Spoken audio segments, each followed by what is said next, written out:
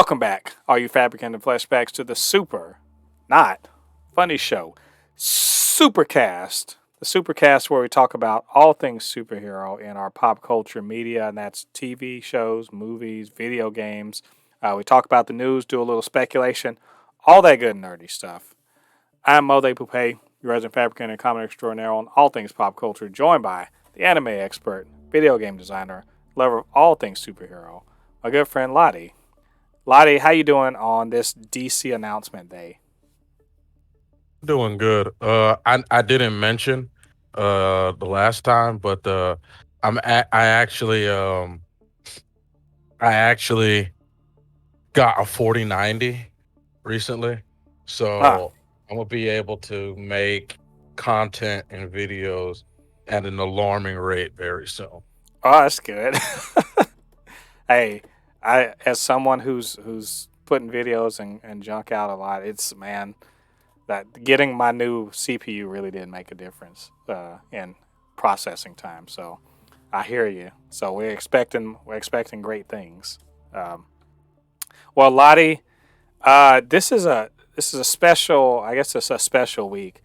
James Gunn and Peter Safran, they made it under the gun to announce the DC slate, at least the first part of it.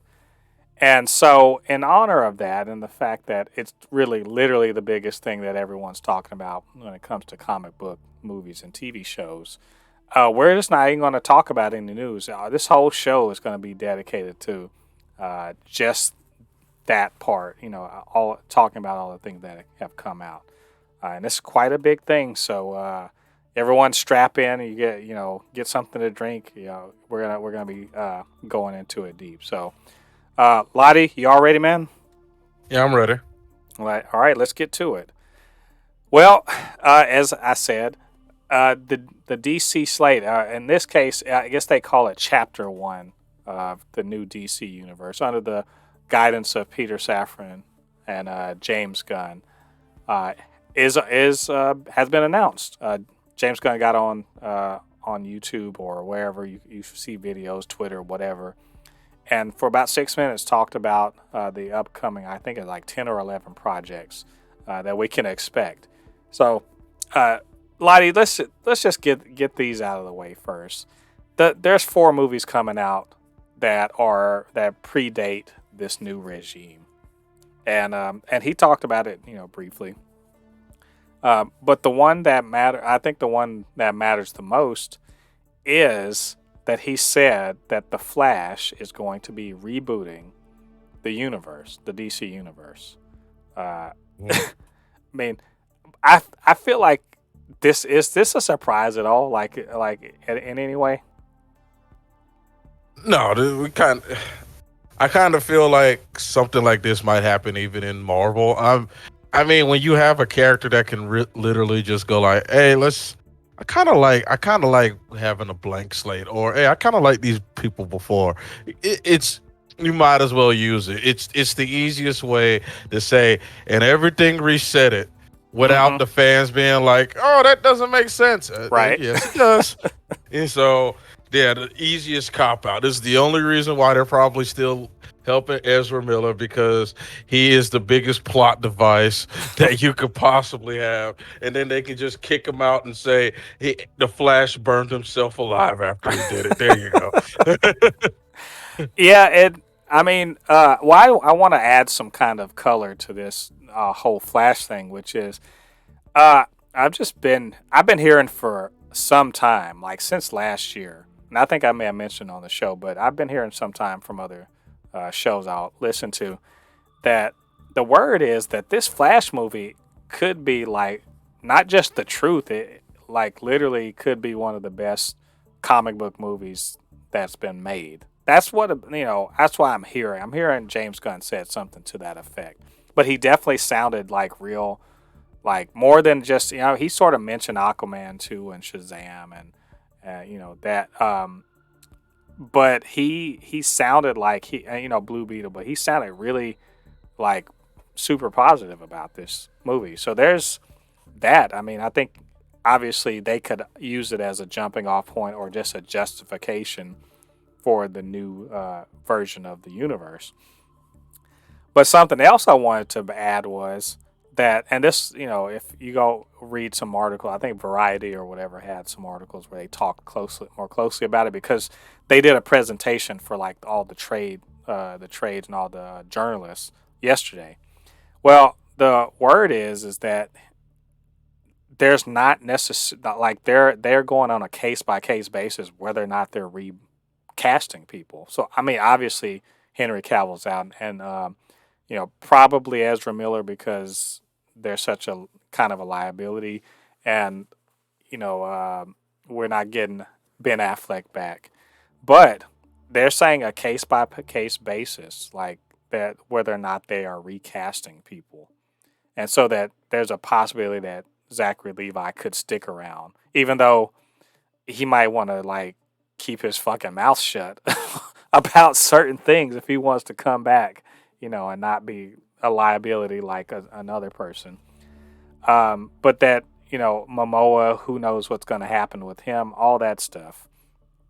So we're definitely like Snyder stands keep crying, but the Snyderverse is well and truly going to be phased out. But I will say that I think that Blue Beetle is the most likely to come, to be folded into the DC, studios universe going forward. So I don't know if you'd heard about any of that stuff, Lottie. I've heard about it, like, a little bit of stuff that they're going to do, some of the people that they might keep, and see where it's going. Um, I mean, Jason Momoa. So here's the thing that I'm a little confused of. So is the Flash the final movie, or is Aquaman after the Flash? Aquaman is the final movie. Like this year, we're getting four Is it DC movies, and is it that's a mechanically Christmas. the final movie, or is it the? If I have to say anything, it's gonna be the final chapter on the Snyderverse.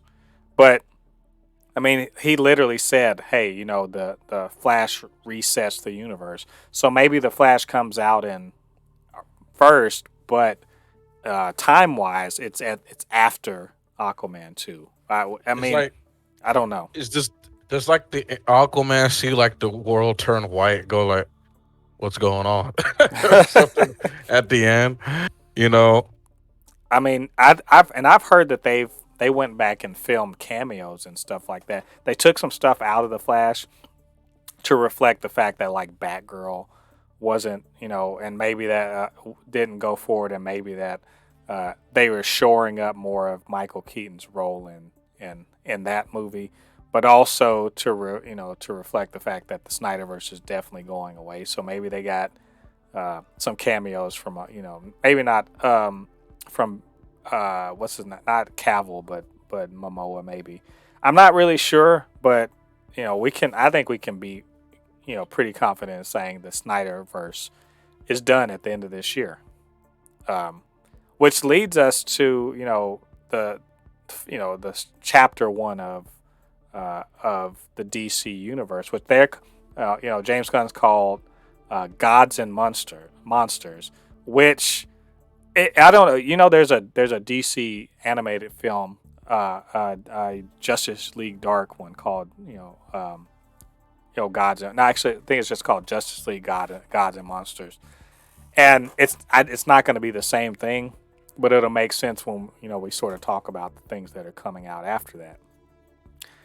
And before we kind of go through the list of things that were announced, I did write down some notes about what was kind of said and what's been sort of put out there about what's going on.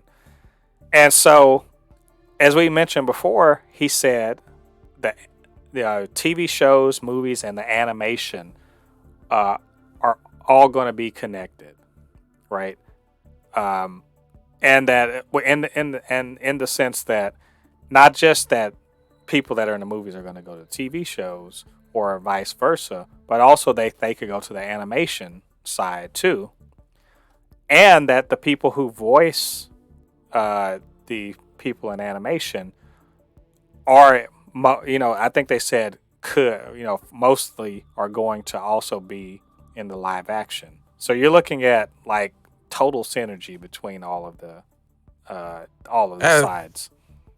I'll have to see that to believe that, because you're gonna hire $1 million actor to do voices too. I don't know about that one. You see what I'm saying? Oh, Like, but you got to think about overall deals. So this is the thing. Just like at Marvel, they get multi-movie contracts, but they get contracts that say, all right, if we want you, you do X number of movies, but also you can have part of that contract. Hey, you can, or you can cross over into that. We need you to do this, this, and this, and they'll get a rate and everything. Like, they'll get either a daily rate or they'll get a flat fee or whatever for doing these things. And let me just tell you, most actors will be happy with that because most actors know that voice work is it's less strenuous. You don't have to fly to a location. You can go do voice work in any major city. Oh, and they can direct you over Zoom or whatever like that. So I don't see how that wouldn't be a problem as far as animation is concerned. It's the TV and movies things are kind of more of an issue, and they'll pay them. I'm confident. Um, so there's that, but also they announced that there's going to be an Elseworlds label for everything that's not in the main universe, right? And he called out the Batman 2, and of course Penguin because it's related, but also Teen Titans Go, right? And I forget what was he mentioned one other thing. He said Teen Titans Go because they're never going to stop making that damn animated show. Um, but which why did he have to? Here's the thing: why did he have to say Teen Titans Go as part of the Elsewhere? Duh. I mean, it's literally a parody, and duh.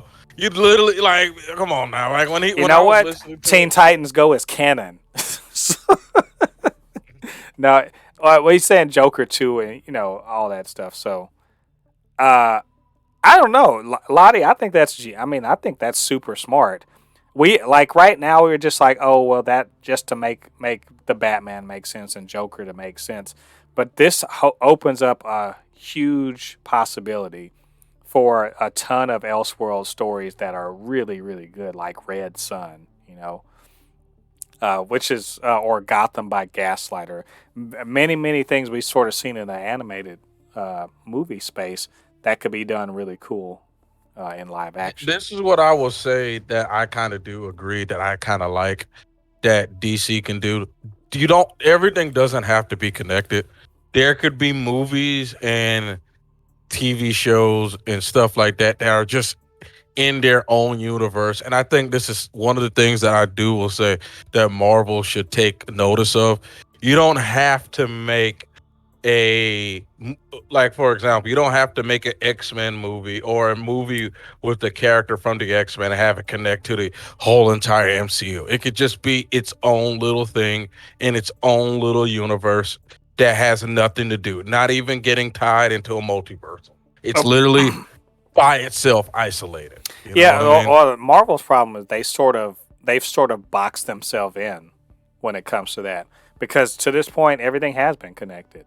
Like Yeah. the only thing, like for real, coming out of Marvel this year, the only thing that isn't connected to the MCU that's coming from Marvel this year are the kids shows, right?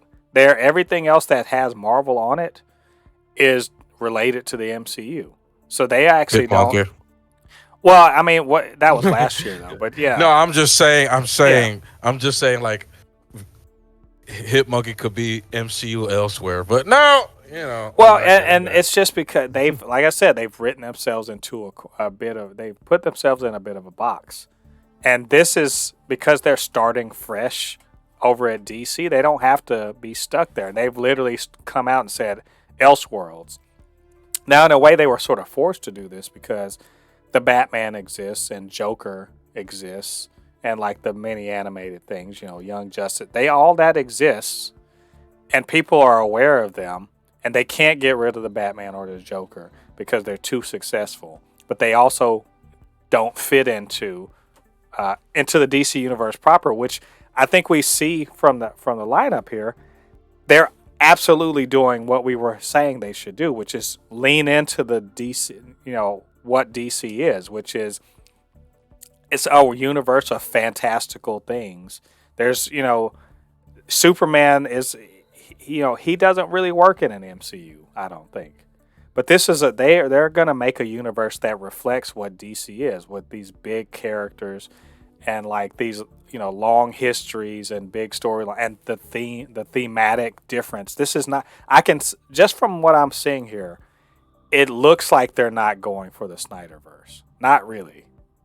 Like that, not the way we saw before, where everything's tinted gray, and everyone's arguing about whether or not Batman kills people, and so they're this fresh slate for them is like, I think it's awesome. Like, to me, that's the best thing they got going for it.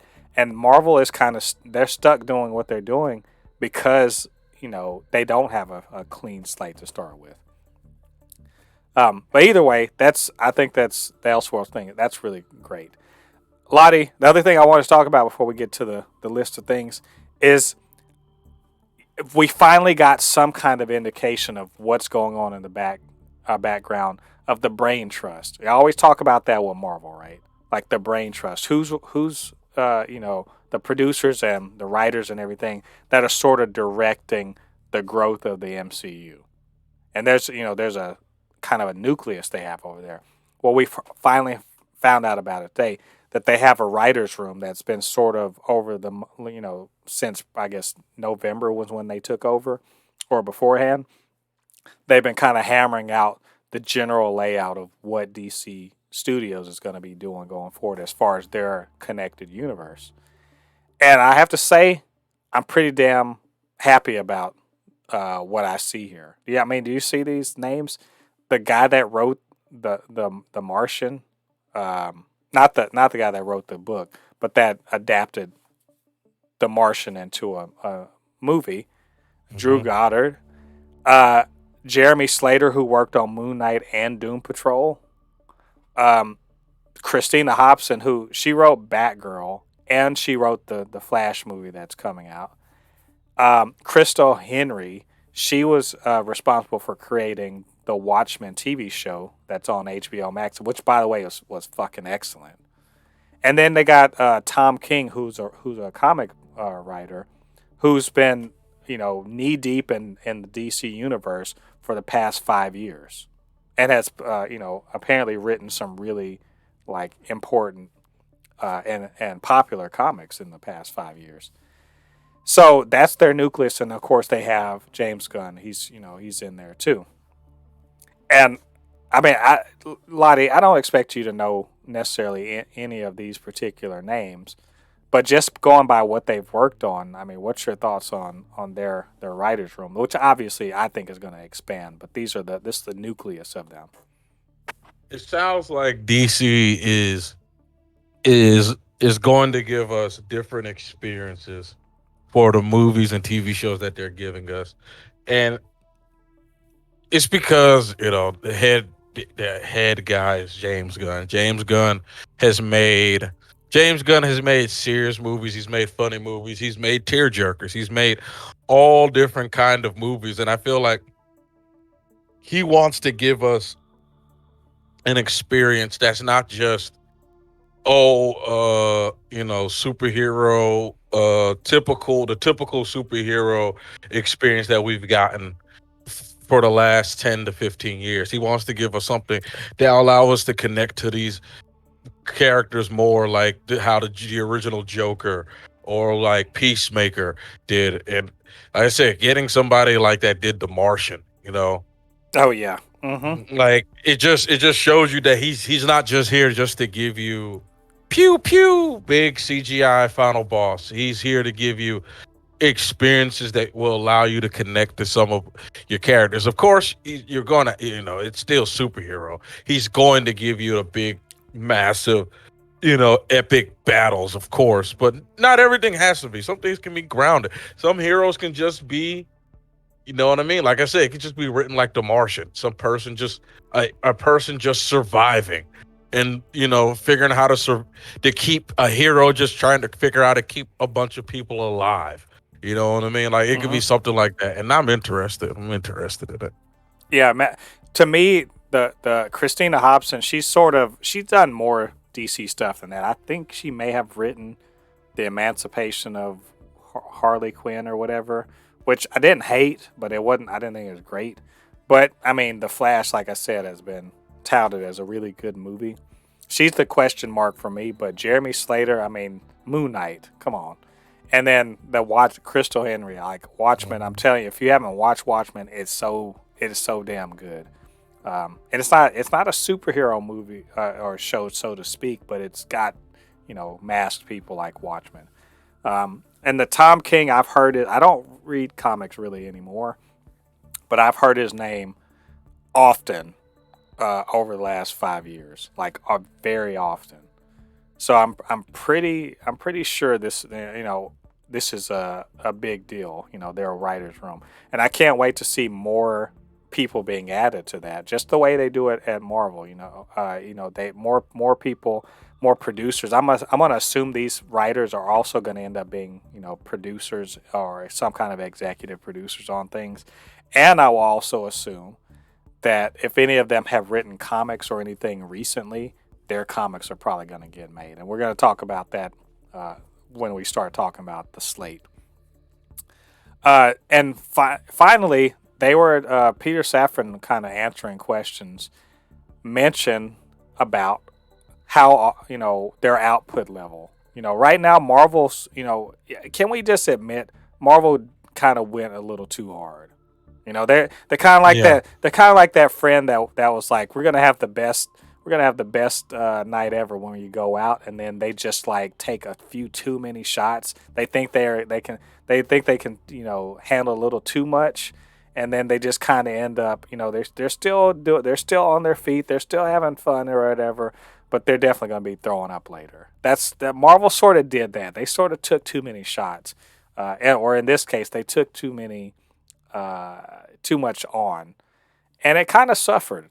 The having too many projects come out in a 1 year or over the last couple years, and it seems like from at least at the start, they're coming out modestly in a way that to me makes sense. They said they're aiming for 2 movies and 2 series per year, but James Gunn did say that they were not going to move forward with anything that wasn't ready to move forward. In other words, the script wasn't on point. But 2 movies per and 2 TV shows per year sounds very reasonable to me. I don't know, Lottie. What do you think? I mean, you can do it like this. You can release a series, like let's say from January till about March, 12 episodes. Then at the end of March or April, you release a movie. Then you have another series from that time to that time. You know what I mean? Or you can wait a few months in between and release a movie at the end of that quarter. You know what I mean? And then you have a series and a movie that takes up a quarter each. You Hmm. know what I mean? Which, Like that's how you could do it, yeah, which is a good plan. but I would be surprised because if there were series that were anywhere like 10 episodes, like if we got 10 episodes per season for any of their shows, I'd be happy. Because right now, that's the trend seems to be, 8 to 10 episodes. But and personally, I'm the sort of person I miss longer seasons of TV shows. But depending on if these are like 45, 50-minute shows, I could see why they would only be, 8 to 10 episodes. And these are going to be expensive, by the way. Like, Oh yeah, can we agree they're going to be throwing money at this because yeah. the TV shows themselves, I'm going to say this, I think only maybe 1 or 2 of the shows are going to be HBO Max exclusives. I bet you most of their shows end up on HBO proper, and then they also stream on HBO Max because when they keep it just on HBO Max, that to me that makes no sense. If it's a show that's Mhm. worth a damn, put it on HBO, because then at least you'll get the cable subscriber, money. Yeah, Uh, like they do with what's it with called? The Last of House of Us Dragons. and House of the Dragon, the Last of Us is not an HBO. It is HBO, not HBO Max, Yeah. and it makes sense because then H. Well, this is a bit in the weeds, but it's important. HBO Max is separate from HBO. In terms of divisions within Warner Brothers Discovery, they both Hmm. are finance. They all both have their budgets separate from each other. That's why the fucking the Snyder cut was such a stupid use of money, because only HBO Max got it.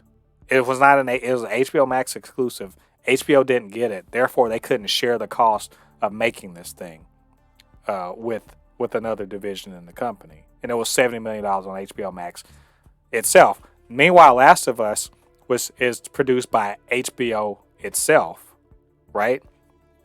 But Hmm. HBO Max also probably is kicking in money to help pay for it because they're getting it too. That's Yeah. they just need to do something smart like that. And also, if it's worth a damn, people will want to watch it on HBO. Like, right? I think Yeah. that's the way it's going to go. But I think 2 movies and 2 series per year. I mean, honestly, we used to be fucking lucky if we got 2 DC movies in a year at all, right? So as far as I'm concerned, that's a good schedule, and I'm not going to be greedy. I just want the shit to be good. So I think that's a good way to go, not to overburden themselves at the start. So, but those are my notes on this announcement. So now Lottie, let's get into the actual announcements. Starting with the remember where James Gunn was like, oh, I was working on a show, I was writing a show that hasn't been announced yet. He said that a few weeks ago. Well, the show that hadn't been announced is this. It's called Creature Commandos, which I have to admit had no idea what the hell that was. When when I heard the name, I was like, "What is this? What is this? Is this Crypto and the rest of the super pets, putting on war paint? What is this?" But it turns out it's an animated series about essentially like Frankenstein's monster and other kind of like old school monsters who become some kind of special ops team, and they're going to be a superhero team of sorts. And it's written by James Gunn, and it's all animated. So Lottie, I don't know if you know about these guys, but what do you think about this?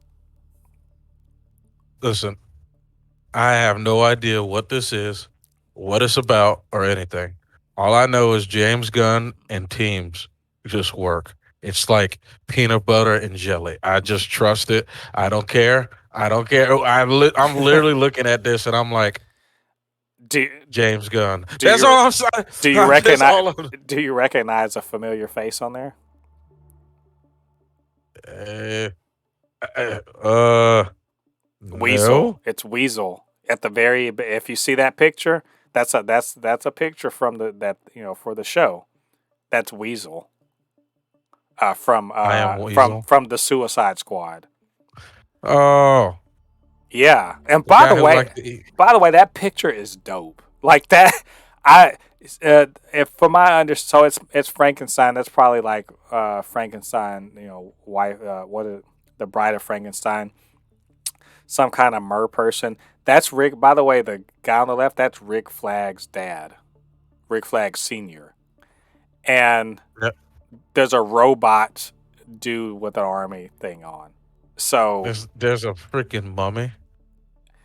I don't know what is that guy. Is he on fire? I have no idea what this. But we don't There's a know. chick. Is this like a reptilian chick? Oh, it's called Like Doctor Phosphorus. Okay, and this is there's a actually werewolf. and another. Here's another cool thing about this. And this is going to be a common theme or thread going through these. Is it's not just that these are based on comic characters. This is based on a particular run of a comic. Like it's kind of obscure, but it's a particular run on a comic, that I think it's like 20, 30 or so years ago, but it's got revived or whatever. So they are. It's not just that they are writing the show; they're writing the show based on stuff that's happened in the comics. Uh, I mean, like I know that's the way it should be, but like the Batman, the one we really like the Batman, but it's not really particularly based. It's somewhat inspired by some certain things in the comic, but it's not a particular run. And I think that's a pretty cool thing for a couple reasons. I One, think that fire guy's from Doom Patrol. I don't think so. I don't remember seeing Doctor Phosphorus on Doom Patrol, but I'm not. Oh, okay. But I mean, he looks pretty cool though.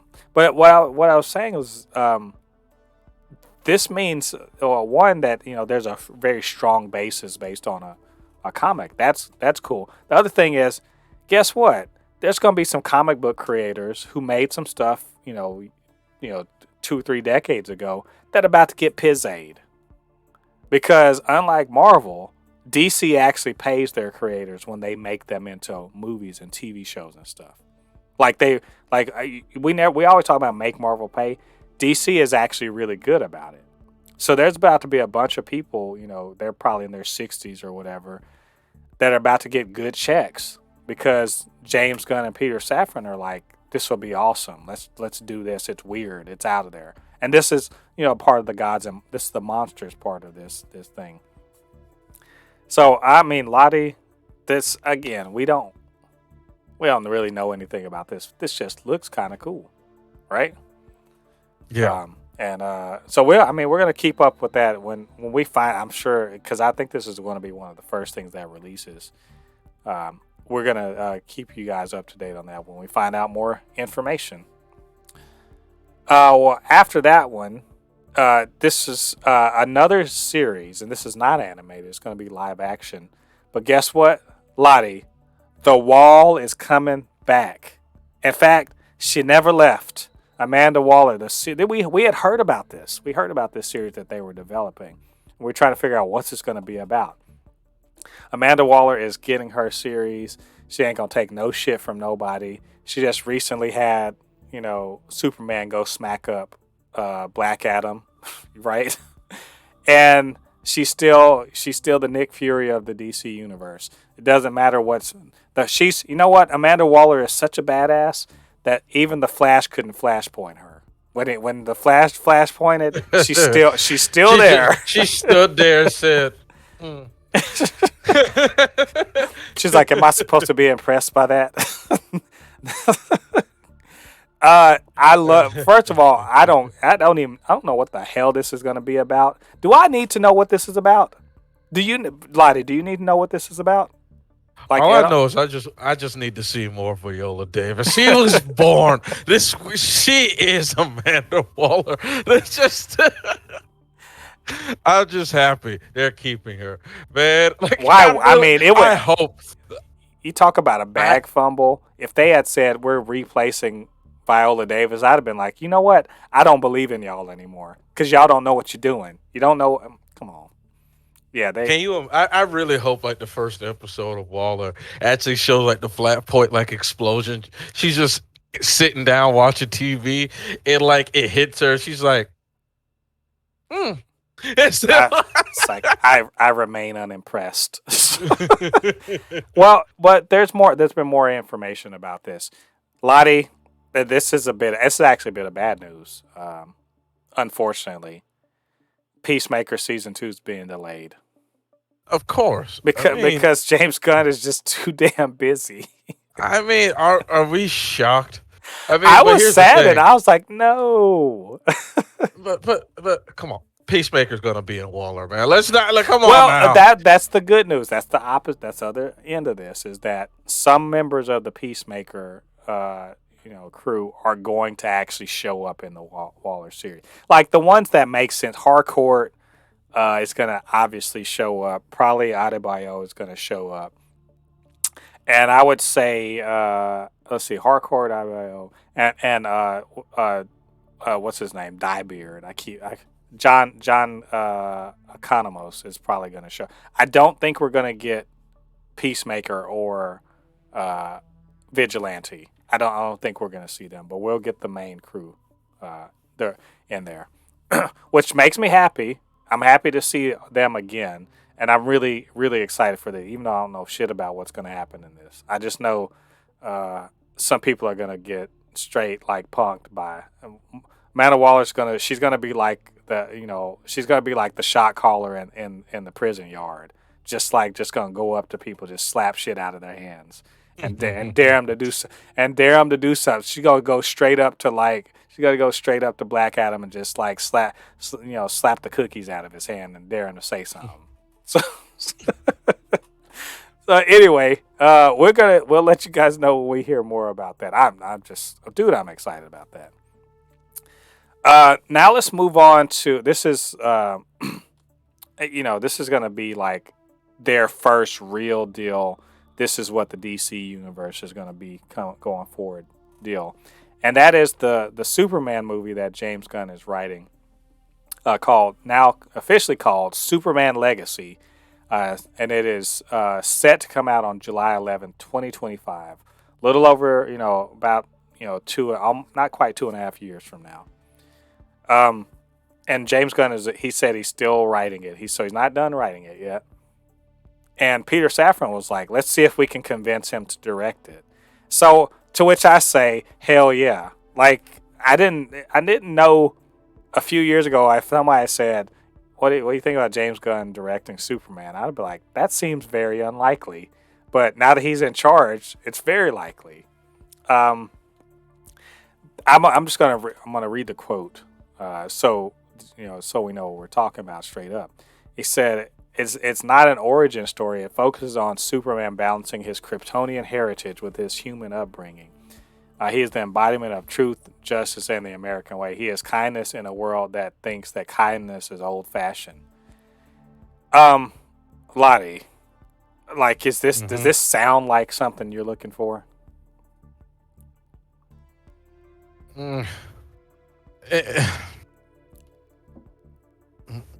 So, okay. All right, be careful now.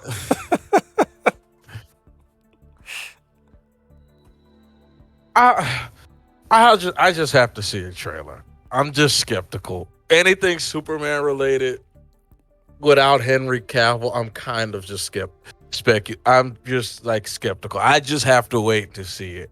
I mean, hearing just a little bit about it, that's cool and all. I have to see the trailer. You know what I mean? Superman is one of those things that it might sound good on paper, but it might look bad in practice. So It's like, let me see a trailer before I even give my thoughts on it.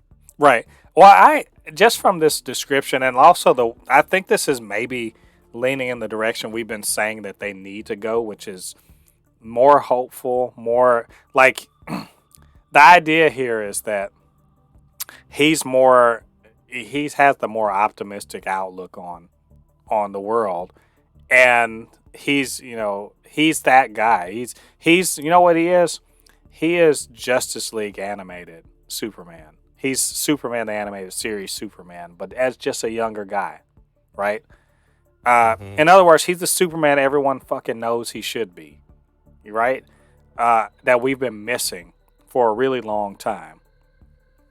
And this is in a world where, obviously in our real world, we don't feel like this is a world where Superman is the everyone's favorite hero. We feel like we're in a world where Batman is everyone's favorite hero because, he is, as they said in The Dark Knight, not the hero we need, but the hero we deserve.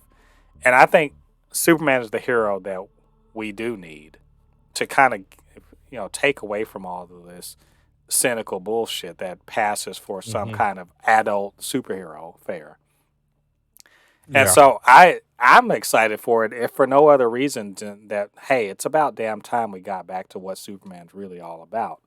And not, wearing a fucking black suit and just like beating up the Justice League just because he got revived, or you know what I'm saying? Like we need more of the Man of Tomorrow and not whatever Zack Snyder thought he was doing. So I personally am very excited for it. I hope. I'm glad James Gunn is writing. If he doesn't direct, that's fine with me too. But I mean, it could be cool if he directs it. But we'll let you guys know more about that as the details roll out. Sticking with the Super family, we also got word of Supergirl, Woman of Tomorrow, another a movie about Kara Zor-El, aka Supergirl, and this is going to be different, I think, than what you maybe were expecting or I was expecting. Because I'm used to, I've watched the Supergirl TV show, and I know about her, coming to Earth later in her life than Clark did. But this one is based on Tom King, one of the writers we mentioned earlier, a story or a book that he was writing not too long ago. And this is different. He says, we'll see the difference between Superman, who was sent to Earth and raised by loving parents from the time he was an infant, versus Supergirl, raised on a rock, a chip off of Krypton, and who watched everyone around her die and be killed in terrible ways for the first 14 years of her life, and then came to Earth. So she is much more hardcore, not the Supergirl we're used to. So this is definitely not the Supergirl that we know about. And in fact, it sounds to me like if you're a Snyder stan, maybe this is the super person you're looking for, right? Maybe, and or you would assume, because it sounds to me like she's got a lot more of a maybe cynical take on the world, and maybe this is about her learning, how her place is in the DC universe, where her cousin is a much different person. I don't know, Lottie, what do you think about that? Listen, what is she gonna be? Supergirl Zod? You do all this for them, Cal? I'm just playing. It's just, it would be kind of like a good little duality, because sometimes you can't always have two goody two shoes together. It'll be a good way of them both learning from each other. Cal teaching her compassion and love, and Supergirl teaching them that sometimes you got to be ruthless. Right. Well, I So would assume in that one she's gonna stand on her own. Like they're not really gonna have Superman rolling up. I would hope not. I don't like. That's one thing I don't. no, I'm not talking about in the movie. Oh I'm yeah, talking yeah. about as the story continues. I'm not talking about in that movie. I'm talking about in the DCU. They're going to interact, and instead of her being the teenage happy-go-lucky girl that Superman just has to teach to be a grown woman. She's just gonna be the emo girl. She's gonna be goth Supergirl. Well, yeah, she'll be Raven with Superman powers. I hate my life. She's a cutter, but she can't cut herself. Okay, that's horrible. Actually, that was a terrible joke. It's not funny. I find this in. What interests me is that are they going to keep the young lady that they cast as Supergirl in the Flash? I think they should. That would make sense to me. So I know we will see. I'm very interested. Moving on from that, we got to talk about Batman, right? Got to talk about Batman, and it appears that Batman is going to be coming to the DC universe in a movie called World's Finest. Which, if you read comics or whatever, you've heard that before, that title, and it's going to be, and it's not a Batman origin story. It's not any of that stuff. This is about Batman, who's been around a while, and it's about him and the Bat family. That, specifically, they said it's about him and Damian, his son, as Robin. So he's got Damian running around as Robin, but also the other members of the Bat family are going to be featured in World's Finest. And that's more or less all that's been kind of explained about it. But, Lottie, I know you. You're an OG Batman the Animated Series. You're a Batman fan. They're going to bring in, I'm presuming Tim Tim Drake and Dick Grayson, Damian Wayne's going to be Robin, Jason Todd, Batgirl, Oracle, all of them. I'm assuming Batgirl. We're going to get a real serious look at that in live action. I mean, is that something that you're looking forward to? First thing I thought of when I heard about Batman and his son Damian Wayne, I was like, he's trying to get the dad, he's trying to get the God of War vibes, trying to ride that coattail a little bit. But I said, okay, it's gonna be a whole Bat family. It's not just gonna be Batman calling his son boy. it's, it's gonna actually have the whole Bat family. This is gonna be cool. I hope they don't use Oracle. Leave that shelved. Don't that, in my opinion, was one of I understand no. We need Batgirl out there, even if she has to have cybernetic legs. No, I don't ever want to see Oracle. Like, I'm happy, like in the new things, that kind of retcon that. Yes, Right. let her retire. Batgirl, not become Oracle. Thank you. Yeah. Retcon that. I would love to see something like that with the Bat. Tim Drake. Red Hood, what's his name? They Dick got like Grayson and all of them. it's got like Azrael. You got Batwoman. I mean, you got Spoiler, who was a young lady who did end up being Robin. Also, I mean, there's a lot of different people who have been part of the kind of the Bat family. So, I mean, God, if they're willing to cast 12 people, that'd be cool, I guess. But I'm very, very interested in seeing like Damian Wayne. He's a bit controversial, but I think people have grown. He's grown on a lot of people as being kind of like a bit of a jerk, but also totally backing up the fact that he is an ass kicker, and also it brings in Talia al Ghul. It brings in Ra's al Ghul. Ride or die.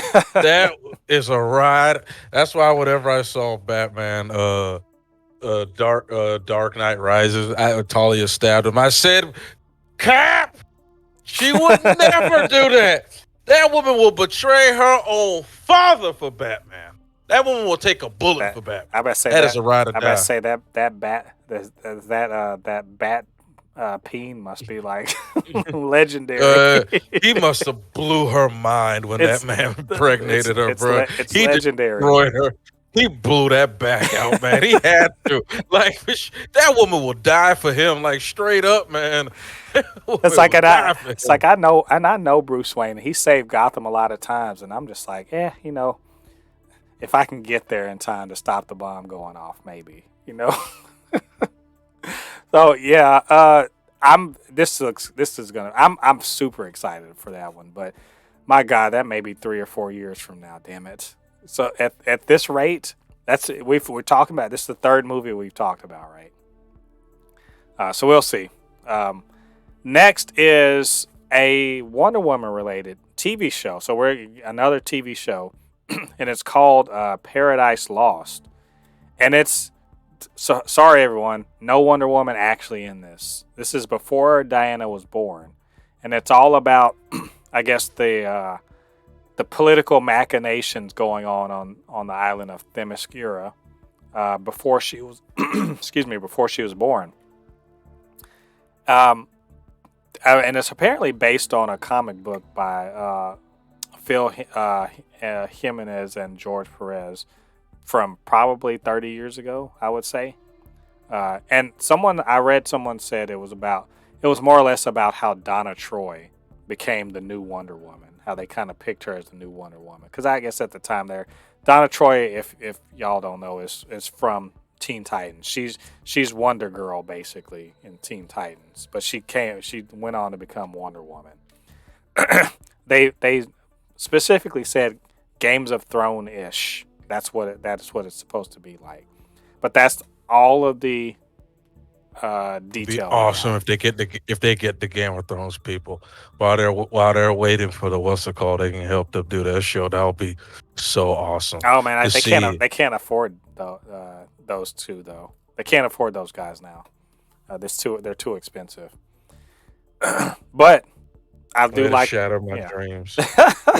No, those guys, man, they made so much. They made so much money off of uh, Game of Thrones. You know, you got to come with a big paycheck for them. But I do Yeah, like come with the yeah, fat stacks. yeah, basically. I like the general idea here. It's just we need to have a lot of imagination because I have no idea, other than knowing that Queen Hippolyta will be there and maybe some other people, but obviously they'll be all recast from the other movies. So, all right, when we find out more stuff, we'll let you guys know. Next, another TV show. This was one that kind of blew my mind, but I will also say to pick up that phone for this one because Booster Gold is a comedy TV show for HBO is coming based on Booster Gold, which I totally called. Like when we were talking about, remember our episode where we were like, DC do these things, and that was one of them for me. Mhm. So I called it. I love Booster Gold. Like look, he's a comedic character, yes, but he's also heroic. Like he's had his moments to shine as a real hero, but you know, it's about a dude from the future that he's kind of a loser. He's like a loser that's not, you know, he doesn't have anything really going for him. He goes back in time and is like, I'm going to be the greatest hero ever in the past. So he's got all this future tech that he uses to kind of, you know, become a superhero in modern times. And he eventually joins the Justice League. He becomes good friends with Blue Beetle, Ted Kord's Blue Beetle, all that good stuff. And they say it's, you know, it's an imposter syndrome as a superhero, so he has to pretend to be a superhero. LADI, I know you know some. I know you got some Booster Gold like knowledge and understanding in you. What do you think about It, this? my Booster Gold knowledge is very slight. Well, you, I I know know. you watched it on Justice League Unlimited. I'm sure. Yeah, I know. I know. Down, down, down, down, down, down. You know, I see a picture. Yes. Yes. Yes. What's the yes? They're hoping that Chris Pratt will be I, Booster I Gold. was wondering if you were Yes. gonna say that. Yes. Yes. Yes. Yes. He is yes. Yeah, I know Booster Gold. Chris Pratt is yes. I mean, him Booster Gold's pretty much almost like the Peter Quill in the Marvel MCU. Like, yes, I would love to see that. Like the snarky doesn't realize how good he is, his potential. Yeah, that's cool. Like I, I would love to I like the idea. I honestly though would rather they go younger, and that this for this reason. Well, in Blue Beetle, he's supposed. I mean, not Blue Beetle, but Booster Gold is supposed to be. You know, he was a failed football star or whatever in his time, so he's not that old. He's in his early 20s.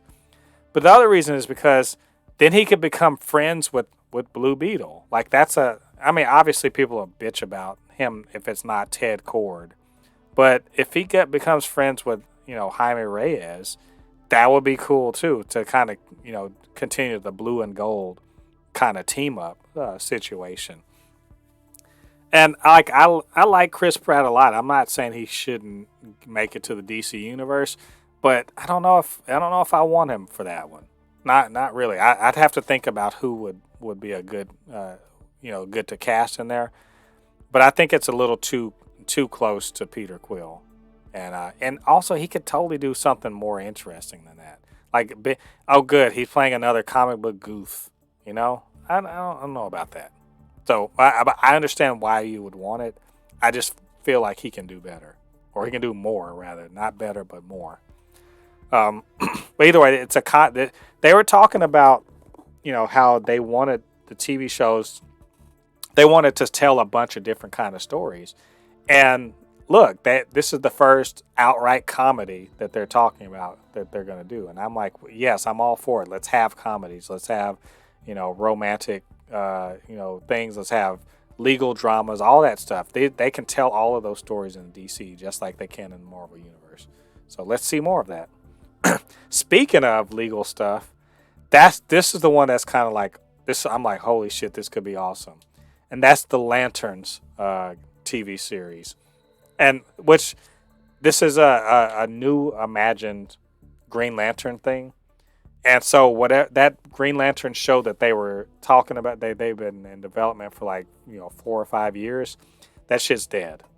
Like, but Lottie, surprised at all that they No, canceled that thing? Like that never got greenlit ever.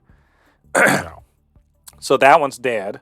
But they and let me just tell you, they were smart to do it because the other one was going to feature like the Green Lantern Corps, but it was going to basically be like Kyle, was it Kyle Rayner or one of I forget the other guy's name. But this one is smart. They split the difference. It's going to be Hal Jordan and John Stewart as buddy Thank you. cops, on Earth investigating some big mystery or whatever.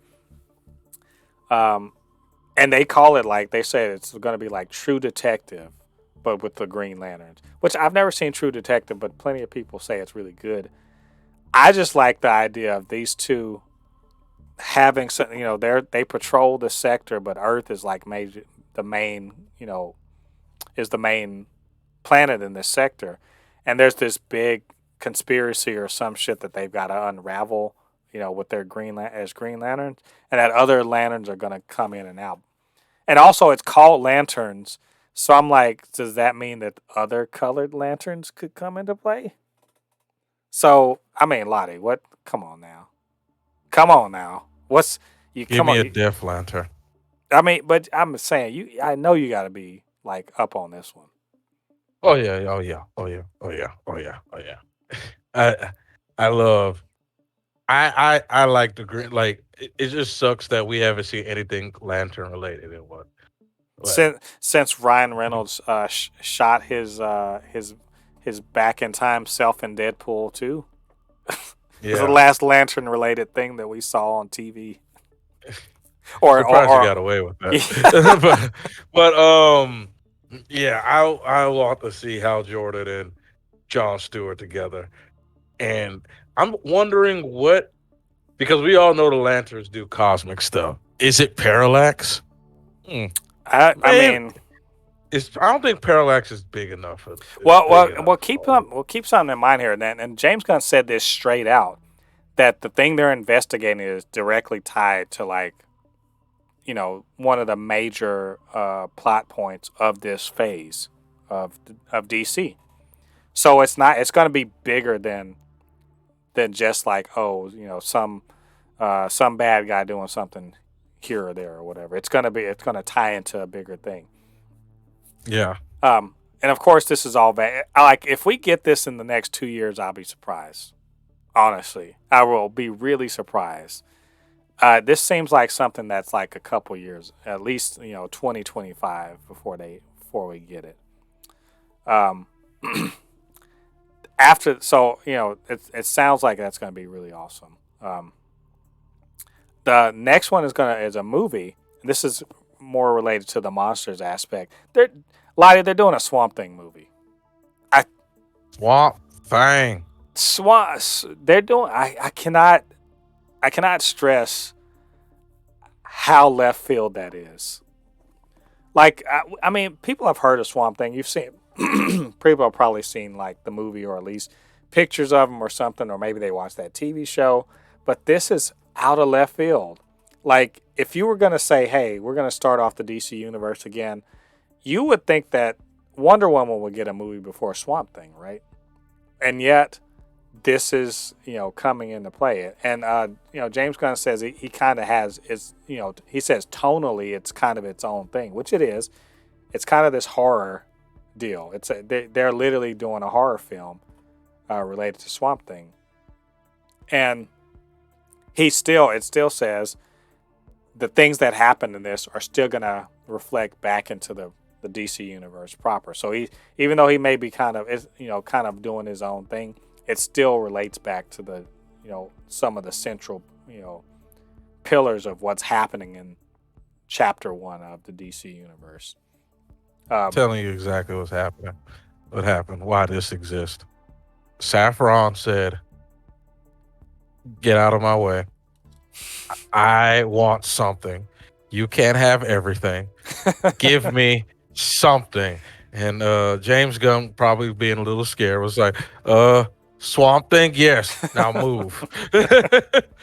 And now he has his little, because listen, Saffron, he's mainly doing some of the back stuff, but he still wants to get his horror mind itching and scratch, I so he's mean, gonna do you're some. not wrong. He is he is a producer on basically everything James Wan has done at Warner Brothers.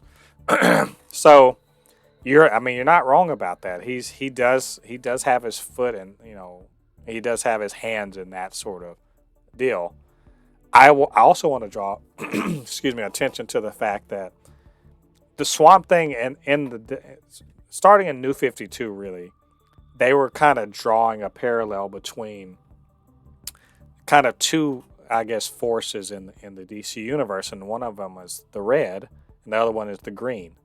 Now, I don't know how much you know about that. I mean, I only know this kind of in passing, but Swamp Thing kind of represents the green, aka like plants and stuff like that, Yeah, and he's connected with basically all the plants on the planet.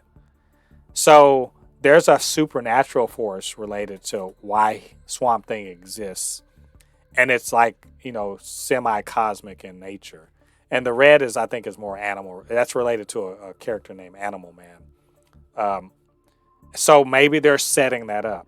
I just wonder. I mean, there's a big backstory and kind of mythology related to all of that. But it's cool that yeah. we sort of already seen something like that with, even though it was funny, but we saw something relating to that in, what's that show? Uh, Harley Peacemaker Quinn. or Harley Quinn. Oh yeah, yeah, yeah. It would be nice to see, and I'm assuming Harley Quinn is going to be continue to be Elseworlds too. But yeah, I think that may be one part of it. And I love the fact that they're diving straight into supernatural stuff in the DC. Like they're literally saying, look, you guys have no idea, but there's a big amount of stuff that we cover. There's magic and mysticism and monsters, and there's occult stuff, and there's technology, space stuff. Like y'all just don't know, and they're throwing it all out in the first 10 things. We end with this last one, and this one's to me is huge. When I heard this, I could not believe that this was real, but I was like, hell yeah, this is just gonna be awesome. And that's the Authority. I'm almost certain. I don't, Lottie. You know what the Authority is? Have you heard of them? Have you seen anything with them before? Thought when he said the Authority, I thought I thought he was talking about the God of everything, and Yeah, in his Dark because that's Materials. no, but I also thought the Authority was the name of God in DC. That's what um, I thought. well, in this context, I mean, maybe I don't remember, but in this context, it's a superhero team from the Wildstorm universe. So, Wildstorm used to be part of Image Comics. Jim Lee, but incidentally, Jim Lee is an executive. In fact, he's not in charge of DC Comics, or is he? I think he may be the editor in chief or publisher or whatever. But he's a former artist and writer. He had created the Wildstorm imprint, created a bunch of characters in the '90s. Dude, I mean, they're back when shoulder pads were a thing for everybody. But one of the things one of the things that was in Wildstorm was the Authority, and they are essentially, excuse me, they're essentially the Justice League. They're like a dark Justice League. They're because at the time, remember in the '90s, it was all like, post hyper violence. So there was like all this stylized art, big guns, kind of transgressive, anti heroes and shit like that. That's where Deadpool comes out of the '90s. The anti hero thing. Wolverine was huge then, and so you have these characters. One of them's called Midnighter. He's basically Batman, and Apollo, who's basically Superman. but they're very cynical. You know, they have a very cynical outlook on life. They're kind of like what if Peacemaker had a team? Well, there was a team of peacemakers, but they don't kill as much, but they will. And so they exist in this world, right? So there's a superhero team that exists in this world, along with Batman and Superman and the Lanterns and everything like that. And they're meant to be kind of like this anti-hero team that I think are necessarily going to butt heads with Superman. But you know, normally people be like, "Oh, Superman, you just do whatever." No, Apollo can fight with Superman and not die.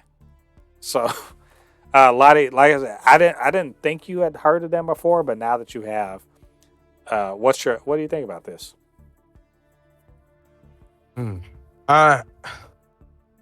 So here's the thing.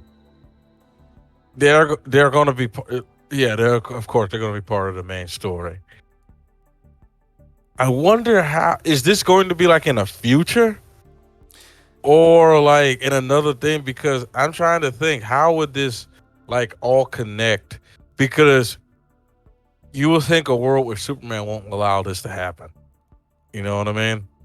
No, well, I think the idea is that like when Superman comes, like the authority already exists. Mm-hmm. I think this is a world where Superman isn't the first hero.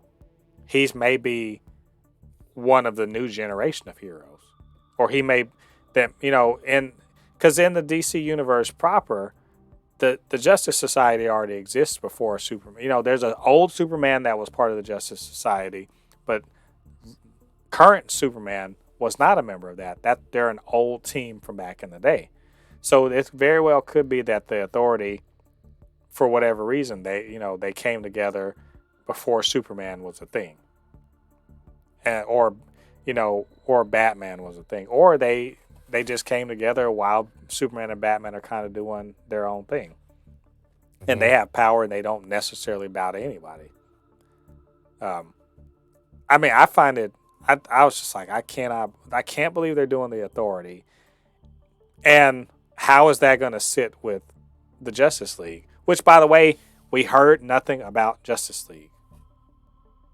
Right? No Justice League at all in the first, what looks like to be, 3 to 4 years of programming. Mm-hmm. So, I mean, Lottie, that's the slate. It's the whole thing. We waited all month for this. Are you satisfied with what came out? Is this enough? Or not even enough? Did it meet your expectations? It looks good. I can't say I didn't even really have expectations going in, because I'm just at the point that I'm with DC. I have to see it to believe it. You know what I mean? Mm-hmm. Like I'm not. That's why I said like it's not like I had any type of hype or expectations going in. I want to see what they're doing. I want to see their slate, and then I want to see if they can actually execute. You know what I mean? Right. No, that's fair. I mean, so far they're up and down, but I have to say, points for ambition and points for trying to aim for, and I don't want to say originality, but aim for something that's definitely a different flavor from the MCU. Like that, Marvel is just now dipping its toes into supernatural stuff, right? They're jumping in, to all of these different kind of genres or whatever within the DC universe, and they're covering people people you've never heard of, right? Things parts of the universe that we are very familiar with, parts we've never really kind of seen before on screen. And beyond that, this to me tells me that they are intent, like whatever this story is about to be sprawling, because you don't bring Swamp Thing and the Authority and the Green Lanterns and Batman. You don't do all of those things in a shared universe if they're not pointing towards something pretty major. So Yeah. I'm not cautiously optimistic. I'm very optimistic. If this were a stock, I'd be buying, and buying without any hesitation, because this looks very, very promising. So, Lottie, I guess I'll see you in 2025. We'll know for sure, right? Mm-hmm. It's 2.5 years from now, y'all. So I'm sure we're gonna get plenty more information about all of this stuff. I suspect next year is going to be the first year we actually get anything from this slate. Probably the animated, um, you know, Creature Commandos. So we'll let you guys know more about all of that stuff when we get the information. And that's all for this episode of. But what did you guys think about the announcement? What do you guys think about what we had to say about it all? Get down to the comment section, leave your thoughts there, and of course you can always hit us up, supernotfunnyshow@gmail.com or at supernotfunnys1 on Twitter. And while you're doing that, get down there, hit the like button on this video. It helps more people to see this video, and hit the subscribe and the notification bell. Helps to grow the channel, and we really appreciate you doing that for us. And of course, I can't do this by myself. My good friend LADI provides all the commentary and information as well. So, LADI, where can they reach you on your social media? Well, you can always find me on my Instagram, which is Anu Kinihun. It's spelled ANUKINIHUN. Again, it's ANUKINIHUN. And my YouTube channel, which is Kinihun25.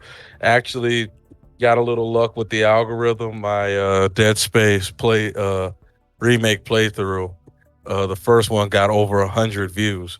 Surprising, the most I've ever got on a live stream, ever. Like it's still kind of like boggles my mind that I got 100 people wanting to watch my stuff, and it's not just like they just click on it and click off. Like people are watching for 20-30 minutes, and I'm like, wow, like it's actually giving me some to keep going and doing more. And like I said, I bought a new graphics card, so the streams are going to be a lot more consistent, a lot more smooth. You're going to start seeing me put out more content at a much faster rate because of how fast the 4090 can do things. So keep an eye out for that. Yeah, yeah, you guys go check out LADI's channel. Yeah, check out the live streams, watch him die repeatedly, that sort of thing. So, all right, well, this has been the episode 87 of the Supercast. Come back next week. I'm sure we'll have more fallout from the DC Slate announcements. We got many more news items to talk about.